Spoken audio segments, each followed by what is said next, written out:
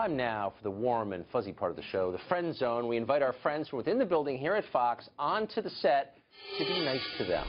Tonight we're joined by Gillian Turner. She's a Fox News contributor, also a senior associate at Jones Group International. She worked at the White House and the National Security Council under both President George W. Bush and President Obama. And speaking of the current president, still in office, he now has a new explanation for the rise of ISIS. The intel community let him down, he says. Listen.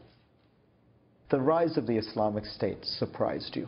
It took you by surprise. It took the administration by surprise. The ability of ISIL to initiate major land offensives, that was not on my intelligence radar screen. So, Gillian, I mean, the right answer is yes, I was taken by surprise. So he has to shift blame to the intel community. But I got to say, he's not the first president who is mad at the intelligence community, distrustful of CIA, or unhappy with the reports he's received. I mean, that is a theme you see. Yeah, and it's also a two-way street. You know, there's the report that came out of the Republican leadership in the Congress earlier this year.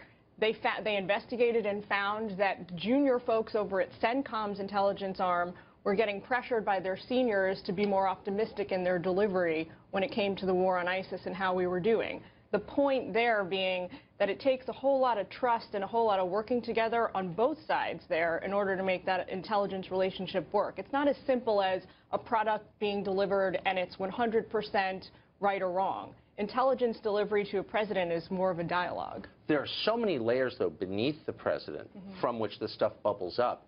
You'll never get down and find out where it came from. Really, you can't. How do you trust it? And this is going to be a question for President Trump, I think, when he takes office. How do you trust that these briefings are right, that there's no agenda driving them, et cetera? You have to, as the commander-in-chief, as the president, you have to really be an advocate for, this is what my personal take on this, you've got to be an advocate for diversity of opinions. You can't try and stovepipe this stuff. You've got to really encourage people who disagree with you. You've got to encourage, and I don't mean in political discussions. I mean, you've got to encourage the junior analysts with a lot of promise, with a lot of experience in the field, to come forward and really tell you what they're thinking. And I think that's something a lot of presidents don't really take on. But I mean, don't you? I mean, you say diversity of opinions, but if you didn't go to Harvard, you should be quiet, don't you think? Well, obviously.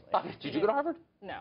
I went to Columbia. I went to Columbia. It's much so better. how did you? I've always wondered, since you're here, how did you wind up going from Bush seamlessly over to Obama, and what were the differences? So the reason that I went seamlessly from one to the next is because I was not a political appointee. So I worked at the National Security Council, which is kind of, I'd say, 70 to 30. There you are, 2006. There, oh my God. Well, I look 2006, yet I look 25 years younger. I don't know. I don't know what's going on. But because I was not a political appointee, the Obama transition folks, there's my brother and my dad, asked me to stay on when they came on board.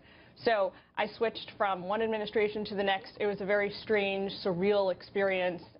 Working through that transition was one of the more confusing things I've ever been through in my life. Did you notice a distinct difference in management style and priority? In everything. In management style and priorities, because of the new policies, right?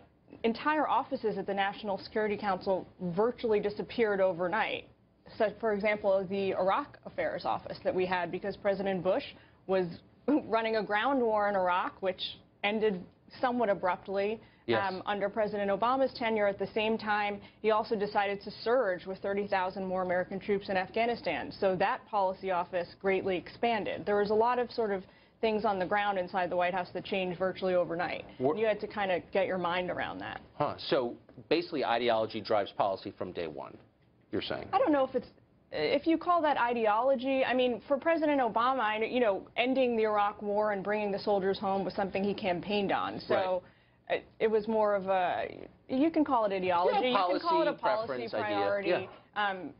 But I think that those kinds of decisions have very real consequences for the way the president staffs his White House, and that's something you really feel when you've worked on in two administrations, especially going from one party to the other. Okay.